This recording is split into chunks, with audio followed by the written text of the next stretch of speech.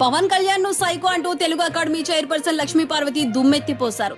CM Jagan ను విమర్శించే హక్కు పవన్ కు లేదని, ప్రభుత్వం అమలు చేస్తున్న సంక్షేమ పథకాలు కనిపించడం లేదా అంటూ ఆమె ధ్వజమెత్తారు. శుక్రవారం ఆమె మీడియాతో మాట్లాడుతూ చంద్రబాబు నీచుడు, ఎన్టీఆర్ కుటుంబాన్ని చీల్చాడు, ఇప్పుడు జగన్ కుటుంబాన్ని చీల్స్తున్నాడు. చంద్రబాబు చేతిలో సునీత కీలుబొమ్మగా మారారు. నీ తండ్రిని ఓడించిన టీడీపీ చేతుల్లో పడ్డావు సునీత అంటూ లక్ష్మీ పార్వతి హెచ్చరించారు. తాడేపల్లిగూడెం సభ చూసిన తరువాత టీడీపీ ఎంత బలహీనంగా ఉందో కనిపించింది. పవన్ కళ్యాణ్ మీకు ఆలోచన లేదా? 75 ఏళ్ల చంద్రబాబుపై 60 కేసులు ఉన్నాయి. ఎలా నమ్మావు పవన్ కళ్యాణ్? నీ బలహీనతతో కాపు సామాజిక వర్గాన్ని అవమానపరిచా. నీ బలహీనతను చంద్రబాబు బ్లాక్ మెయిల్ చేస్తున్నారు. నీ బలహీనత ఏంటో అర్థం కావటం లేదు. ఎప్పుడైనా కాపు సామాజిక వర్గానికి మేలు చేశావా?